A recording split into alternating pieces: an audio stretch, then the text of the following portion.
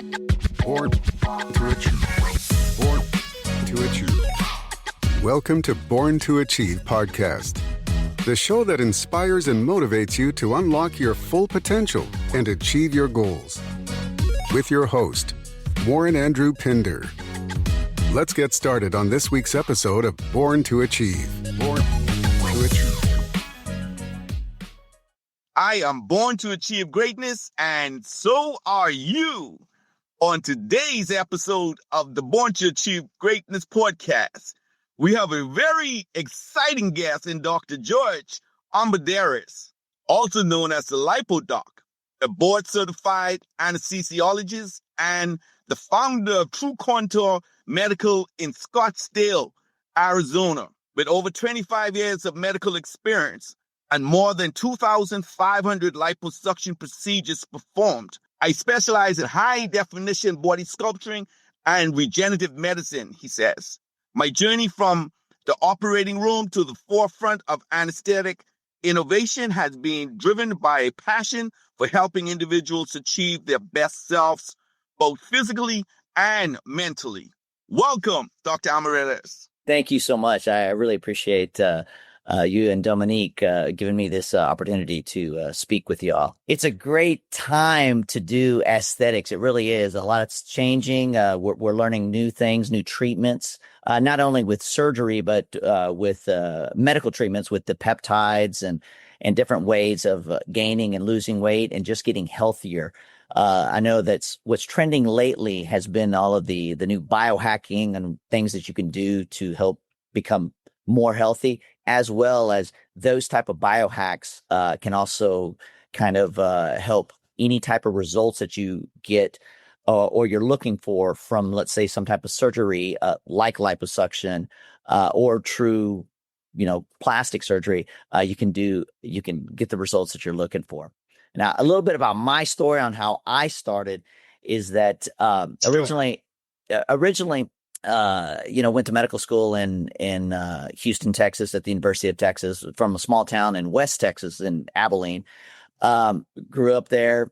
Always knew I wanted to be a doctor. I actually wanted to be a family doctor to start, but once I got to medical school, I was like, well, okay, maybe I don't want to do that. I was just really kind of guided and drawn to the surgical field. And so I focused a lot with pretty much anything as it compared to a specialty in the OR. I did anesthesia, but I also did a lot of surgery. And in fact, I started my journey with general surgery because that's what I wanted to do, and then move on to plastic surgery. Now, unfortunately, back in the day when I was going to medical school, it's kind of like a fraternity, and you do get hazed. And how we got hazed is we had 24-hour calls every other night. If you would call your attending and say, hey, I need help with this, and say, I'll help you, but I'll see it as a sign of weakness. And so we really worked hard to learn our specialty and learn medicine. We would get thrown into the lion's den. And so it was that aspect of it. I don't recommend for kids nowadays going through medical school and training to be treated like that or to be taught like that. But it did give me the ability to pretty much handle anything that came to be. Now, I originally was also in the military, in the Air Force, and was going to probably stay in there long term. But prior to finishing my residency, found out that I had a congenital heart defect, and so I had to have subsequently heart surgery, and then stayed on as a professor of anesthesia. Now, originally, I had started with general surgery, did about 2.5 years of that, and worked really hard at doing that, and just felt that at that time, for what I wanted to do, and plus I was newly married, I felt it was in my best interest to switch over. I knew I wanted to be in the OR, so instead of surgery, I switched over to anesthesia, and then subsequently went on and did more training in pain management. And so once I was kind of done in Houston, I moved on to Phoenix, Scottsdale area, and I just did good old-fashioned general anesthesia and pain management. I did that I still do it to this day, and it's been, I guess, since I graduated medical school, it's been about a little over 30 years. But great experience. Yeah, a lot of experience. But about probably about 15 years ago, I started doing a lot of regenerative medicine and how that could kind of change on how I treated my pain management patients. And when I say regenerative, I'm talking about regenerative in the sense of being able to utilize stem cells to help patients repair. Now, you can usually get stem cells from the bone marrow, and that's how we originally started, and we've always done it that way. But you also had to learn how to do it from the fat, because that's the other area that you can get stem cells. And so to do that, you have to learn how to do liposuction. And so even though I did all this regenerative medicine, probably about 8 years ago, I was doing more. Instead of BMAC, which is bone marrow aspirate, that's what I used to do. I was switching over to doing more fat. And so with that, hold on. Let me interrupt a second. This is where it becomes interesting, right? Thank you for joining today's podcast. We'll be right back. Achieve Man, written by Warren Andrew Pinder and Dominique Bradford. This book passionately focuses on the challenges women have been made to go through and how to overcome them. In some cultures, being a woman disadvantages the girl child. This book carefully exposes the hurdles you might face. This masterpiece is the ultimate self-help guide for women. It reveals your true purpose and identity. Get your copy today. Available from Amazon. We now return to today's podcast. So for regenerative, was it demand or was it a liking? What was it that led you to helping, persons with, what are we going to say, fat? Yeah, aesthetics. And, I always knew that. I was like, well, liposuction, that's pretty interesting. Now, when these patients, they had said, hey, I like what you did to my flanks. Could you take more off of it? And it was actually 2 guys. And I was like, well, I don't do that kind of medicine. And then I thought to myself, well, why couldn't I do that kind of medicine? I knew. So this man asking you this stuff? Yeah, it was. All we know is like BBLs. That's the women. This women stuff. But exactly. Yeah, okay. It was 2 guys because they hated their love handles. And so it was pretty funny when they asked me, because I said, I don't do that kind of medicine. But then I was like, well, why couldn't I? And so knowing that I had that history of wanting to do, some plastic surgery, and then just didn't finishing that and changed over to anesthesia, I was like, well, let me look into this more. And so that kind of led me down to a journey of training. I needed to go and train as many places as I possibly could. Now, the crazy thing, in the United States, there's not that many pure training centers that teach liposuction. And so if you want to learn, and as a physician, any physician in the United States can practice anything. Like I could do surgery, I could do neurosurgery, brain surgery if I wanted to. But I wouldn't do that, nor would anybody want to come to me for brain surgery, because I'm not trained in that. And so with liposuction, I knew that I had to learn and get the best training I possibly could. And so I went literally in California. There were several doctors that would teach, as well as in New York, New Jersey area. And then obviously in Miami. And so I literally went all over the United States and trained, and I just kept working with different plastic surgeons that are not only in my state in Arizona, but are in different states, and just working with them and going to conferences and learning all I could about the art. It's not so much the treatment, but the art of liposuction. And I will talk about that later on why that's important. And so then I started doing a lot more cases. 1 turned into 10, then 10 turned into 100, and 100 turned into 500. And so I started getting pretty good. And then I started having slowly doctors come to me to help train them to do certain types of liposuction. I focus more so on high definition, trying to really, you can see men that want these abs, or women that really want the athletic look. I kind of like that, and I like working with those type of bodies. But on the flip side, I also had a ton of bodies that were much, much larger, in which most plastic surgeons won't take patients that are morbidly obese or very large. And so what I would do is we'd go through different protocols, and I kind of developed my own to slowly. It took about anywhere from 3 to sometimes 5 or 6 cases, shorter cases, and we would take a little bit of the fat, let them heal and scar down a little bit, then take some more, and then keep doing that. And the reason I would do that is just because if you take too much fat out all at once, you'll have a lot of skin. And so that's an issue you have to watch out for. And a lot of people, that have had these GLPs that have taken that they've lost so much weight so fast. Their problem is that they have a lot of skin. It's not so much their weight anymore, but they have a lot of skin. And that's a problem. And so when you're losing weight in any way, whether it's naturally or with a GLP or even with liposuction, you have to do it systematically and slowly so that your skin has time to heal and catch up and retract. And so we kind of developed some methods on how to do that for our larger patients. And it really kind of caught on. And so I was able to do a lot of really interesting cases with these larger patients. Anybody, you look at most plastic surgeons' websites, the bodies that they work on, they already had a decent body, maybe a little bit, pudgy or a little fat here and there. So they're easier to shape.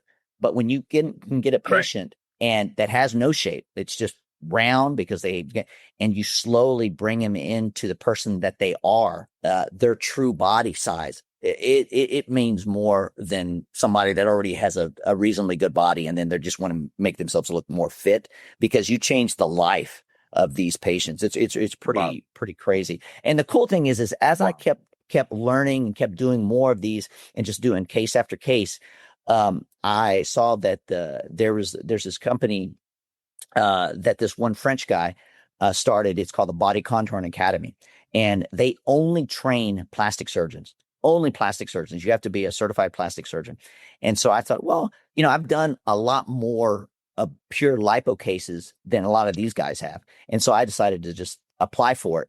And I send them all my before and afters and all this other such. And then it's like 2 or 3 months later, I get a call. I didn't even know who he was.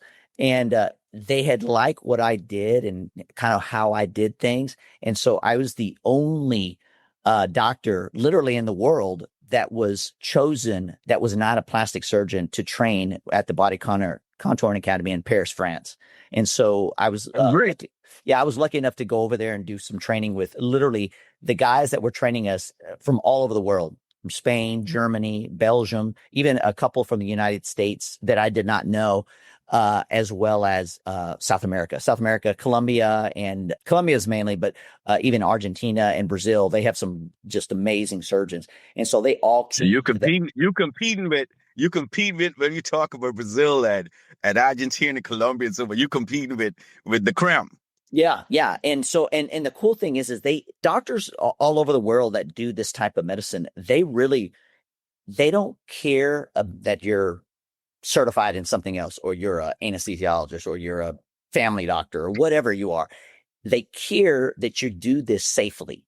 Okay. That's the most important thing, that you can present and get good results, but you do it in a safe manner. And so, we just progressively I've worked with them. In fact, I'm going back in February. I'm going back to do some more training, and then just working individually with these, some of the surgeons over there.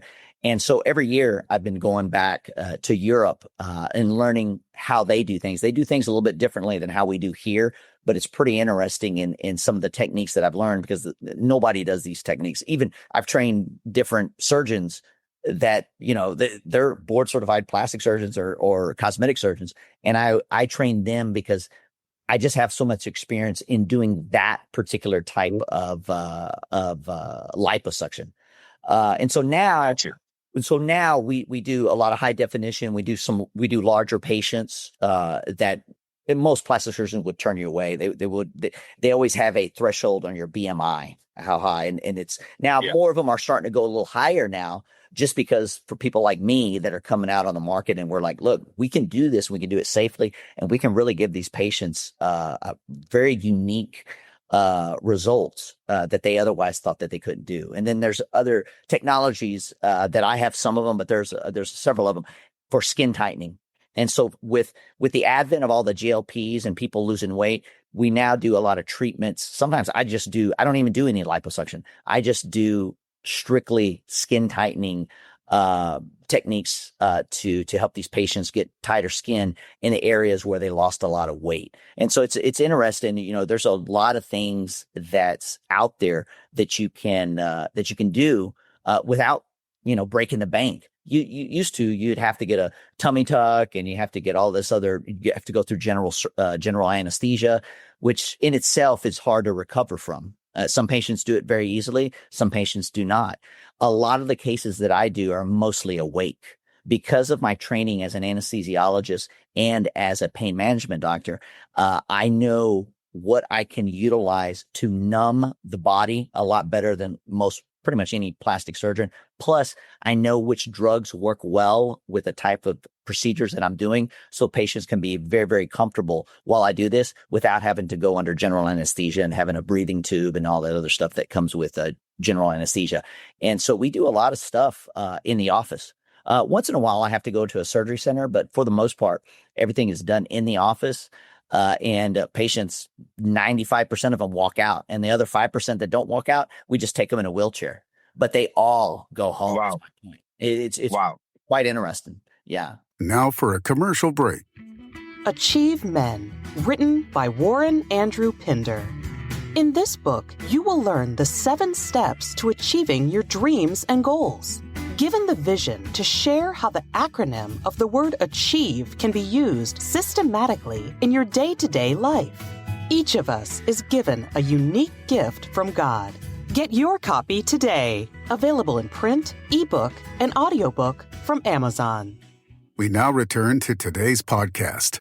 Dr. Lipo, this is trending. Like this whole everything that you're doing is trending. It really is. And you just spoke of going south to Brazil, Colombia, Argentina, and places where it says who is seeking, who is seeking these procedures? Now you're 2,500 plus in. So obviously you know what you're talking about, right? Yes. So we want to know who is seeking your services, and what's the benefit as well as the risk involved with the procedures. Well, the people that are seeking my particular skill set is anybody that wants to have results in dealing with losing weight a little bit quicker. Let's say they're already on a journey of taking a GLP and they're losing weight, but it's if you're doing it the right way, you can't lose weight really, really fast. You have to do it slowly to get, like I said before, give your skin time to catch up. And then there's just some young, I have anybody from the age, the youngest I've done is 19 and the oldest I've done was probably 81. Now granted, they were two vastly different cases. One was mainly skin tightening and the other one was true lipo.